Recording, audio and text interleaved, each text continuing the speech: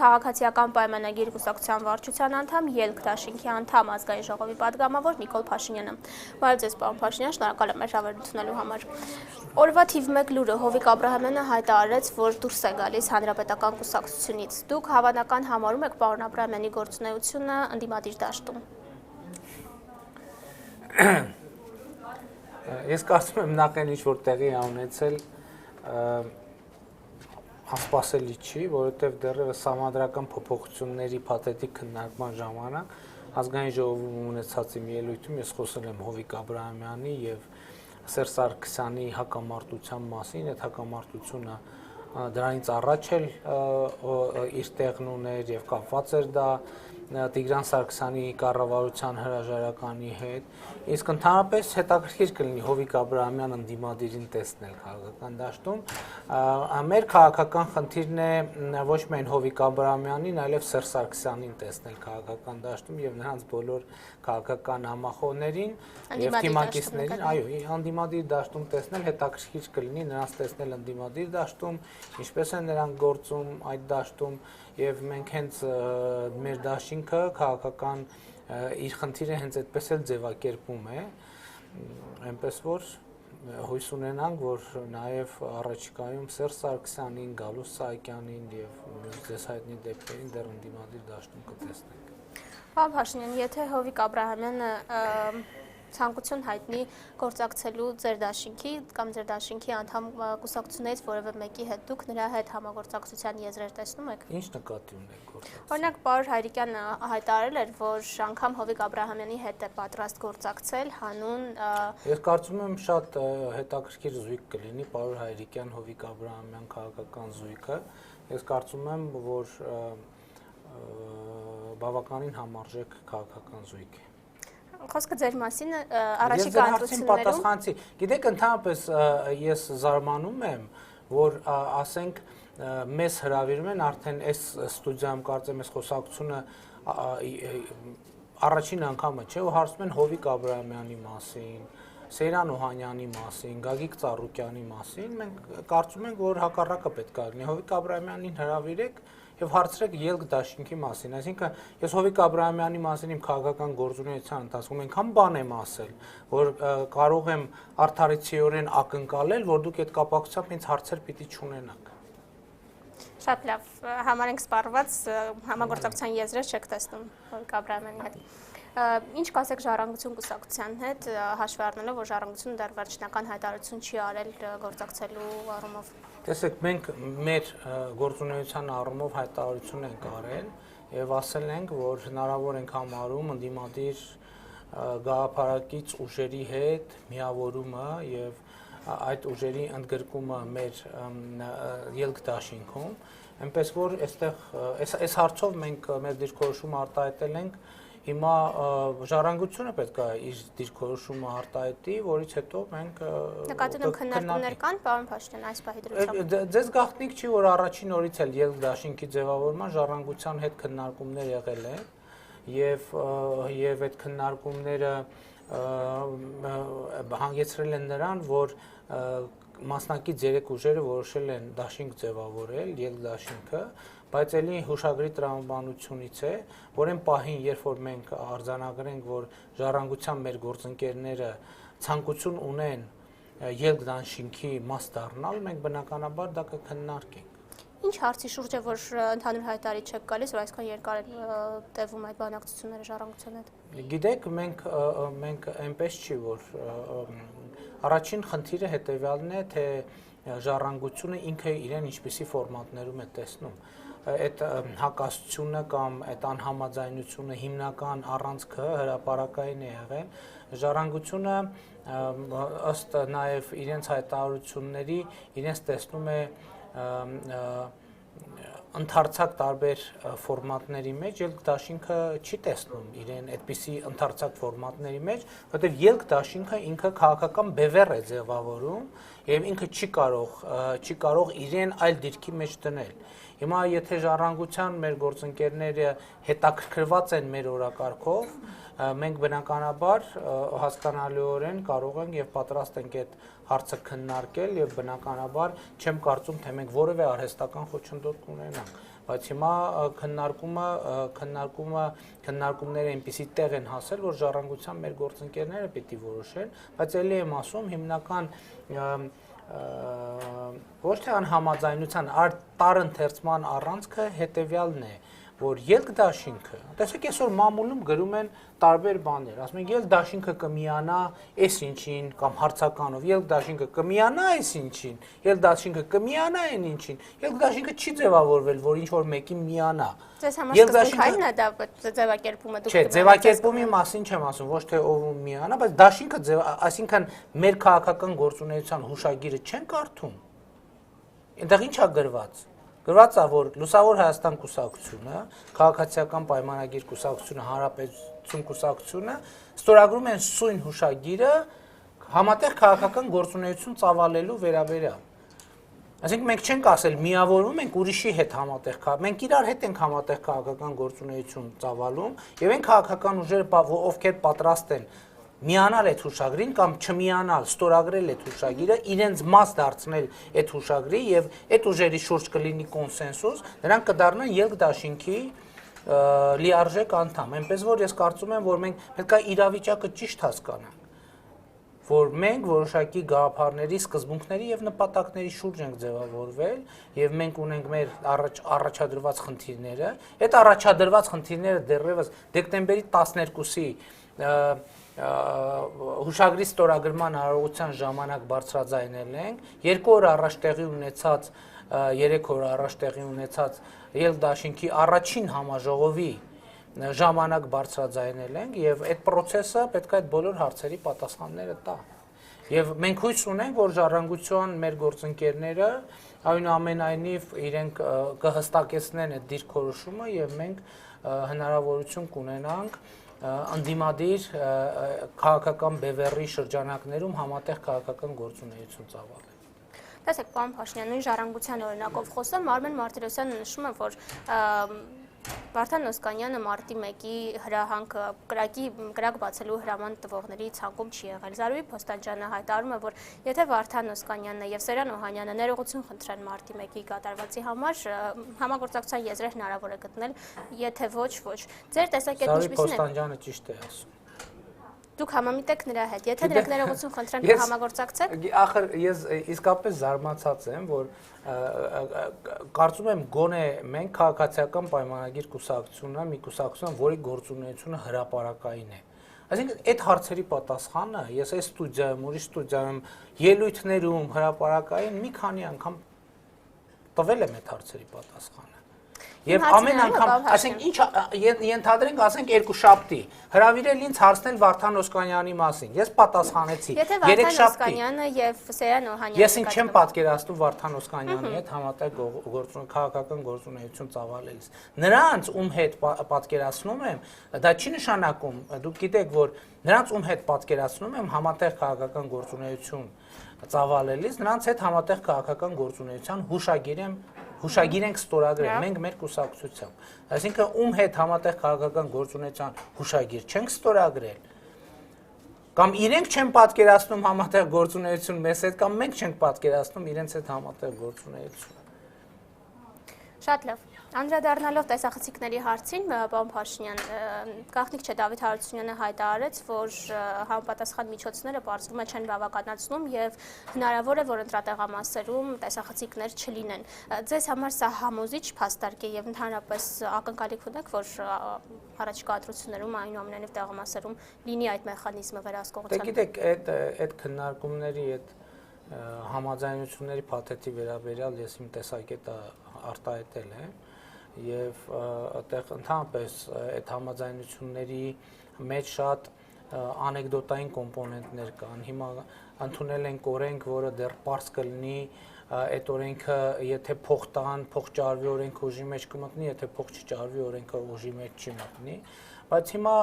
էլի այդ տեսախցիկների հետ կապված պատմությունը նույն տրամաբանության մեջ էր, որ ընդունվում էր այդ պահին, որպեսզի ասեն, վայ, տեսեք թե ինչպիսի մեջ քայլերով, ինչպիսի պատմական հաջողությունների հասանք եւ հաջորդ պահին ասել, որ գիտեք ինչ տեխնիկապես կամ ֆինանսապես այդ պատմական հաջողությունը ֆիքսելու հնարավորություն չկա։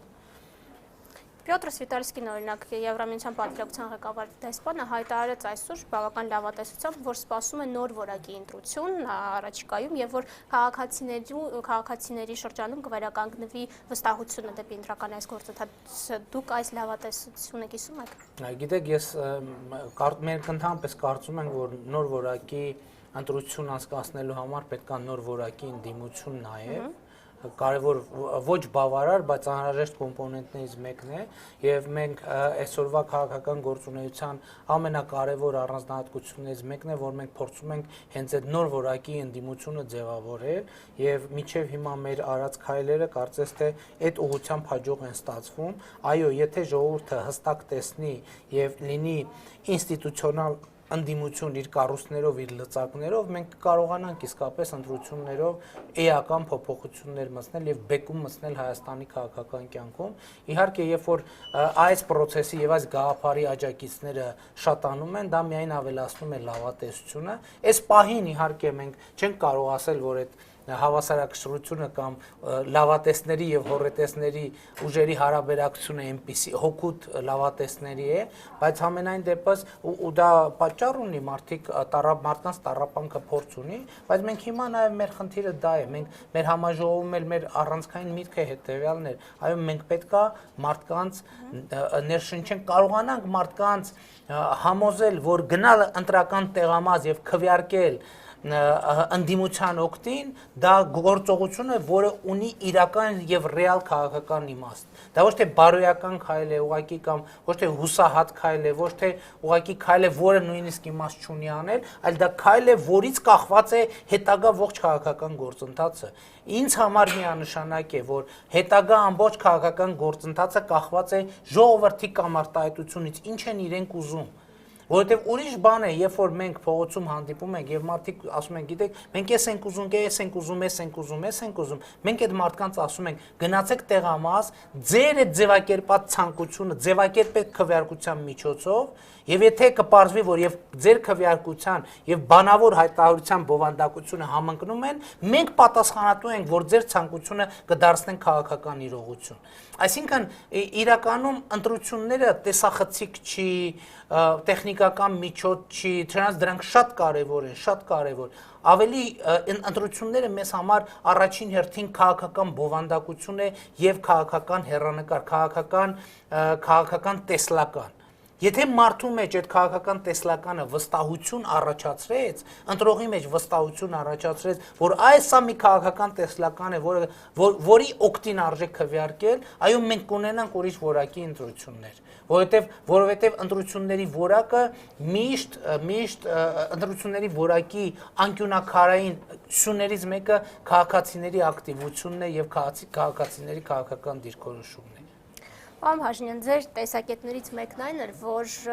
ընտրություններին բավականաչափ դիտորդական ռեսուրս ունենալու դեպքում հնարավոր է ընտրակեղծարարությունները կանխել եւ հնարավորինս ազատ եւ արդար ընտրություններ ապահովել։ Այս ընտրություններին ընդառաջ ելք դաշինքը ունի այդ ռեսուրսը։ Մենք երեք կուսակցությունների ուժերը մեկտեղվել են, մենք ամենայն դեպս միջև հիմա որտեղ մասնակցել ենք, մենք բոլոր տեղեր վստահված անձերով կարողացել ենք ապահովել, ընտրական process-ը եւ հատկապես ելդաշինքի համաժողովից հետո Փառք Աստծո արձագանքները շատ պոզիտիվ են, ես ամեն օր տասնյակ նամակներ եմ ստանում մարդկանցից եւ զանգեր, ովքեր ասում են, որ իրենց գյուղում, իրենց բնակավայրում իրենք պատրաստ են այդ դերակատարումը իրականացնել։ Մենք գիտենք նաեւ, որ Սփյուռքում կա նախաձեռնություն Սերժ Թանգայանի եւ Արսինե Խանջյանի հայտնի նախաձեռնությունը, որ նրանք մեծ խմբով գալու են եւ այստեղ դիտորդական առաքելություն են իրականացնելու եւ այլն, այսինքն սա մոտավոր թիվ ունեք, ինչքան դիտորդ։ Մենք խնդիր ենք դրել ունենալ 6000 վստահված անձ եւ մենք հույս ունենք այդ 6000 վստահված անձ ունենալու խնդիրը կլուծենք։ Համենայն դեպս այսօրվա process-ը մեզ հիմք է տալիս ասելու, որ այդ խնդիրը մեզ հնարավորություն կլինի լուծելու։ Երկու կոնկրետ անհատների անդրադառնանք Ստեփան Սաֆարյանի եւ Անահիտ Բախշյանի առումով։ Դուք ինքներդ ցանկություն ունեք նրանց տեսնելու ելք դաշինքում եւ արդյոք եղել է նման քննարկում։ Ես ինքս անձամբ այո ունեմ ցանկություն, բայց իմ ցանկությունը դեռ բան չի,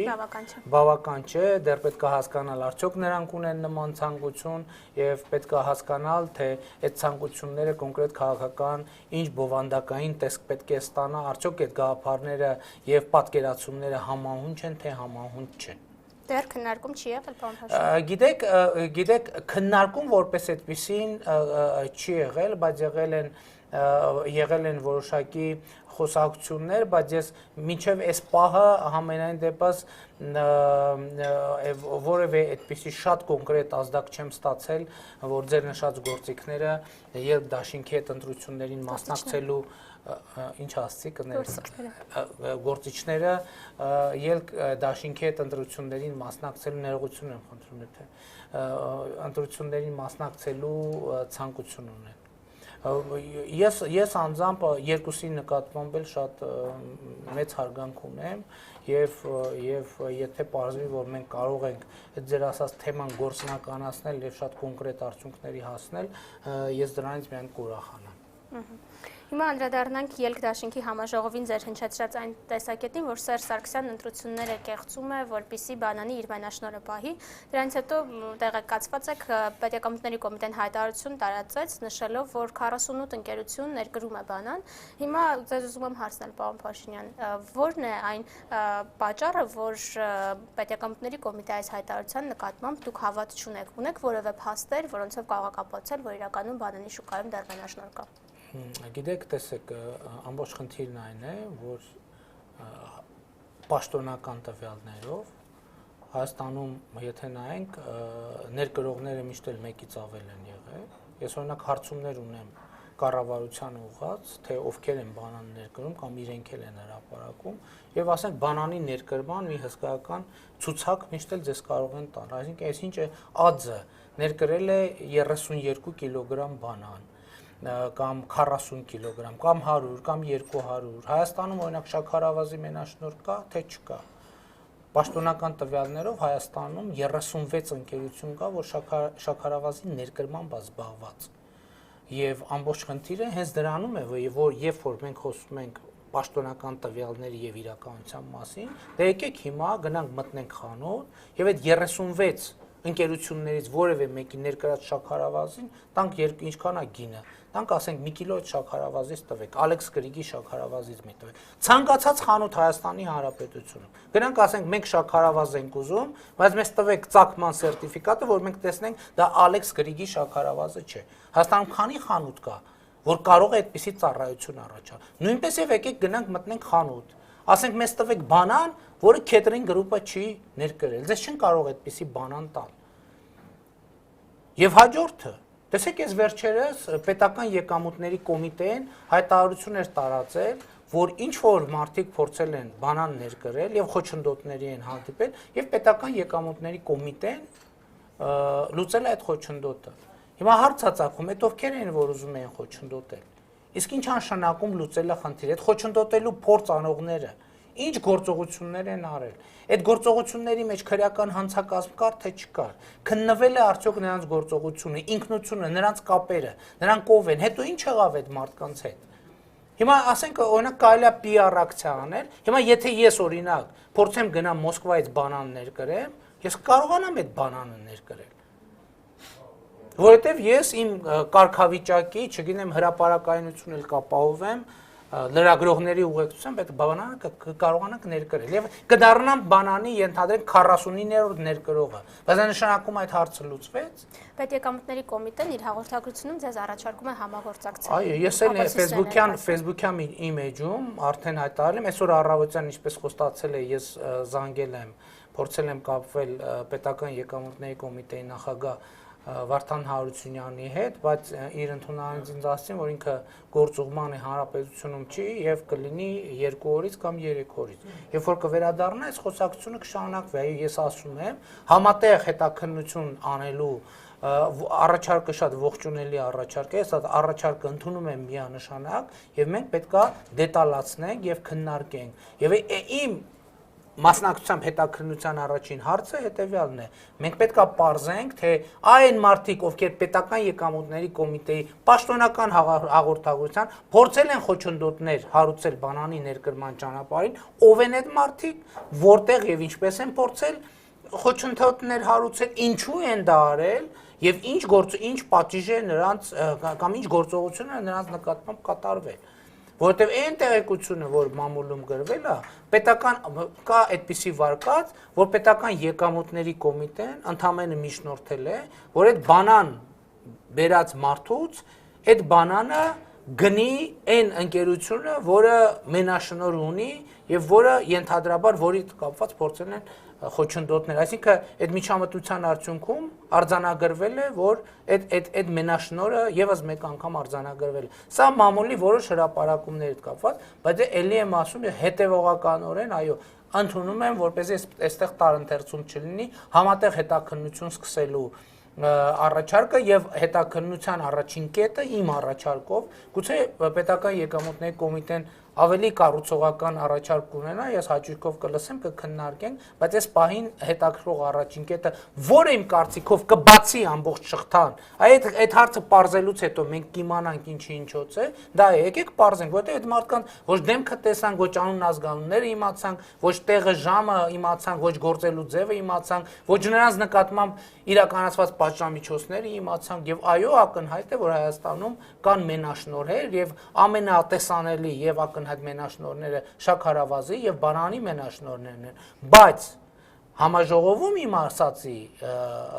սա նորություն չէր, նոր կոմպոնենտը հետեւյալն է, որովհետեւ Միհրան Պողոսյանը չլինելով պետական պաշտոնյա արդեն երկար ժամանակ շարունակում է այդ մենաշնորհը պահպանել եւ կառավարությունը ի հեճուկս իր հայտարարությունների այդ մենաշնորհը իրականում չի կարողանում կոտրել, նշանակում է վարչապետը եթե չի կարողանում կոտրել, նշանակում է այդ մենաշնորհը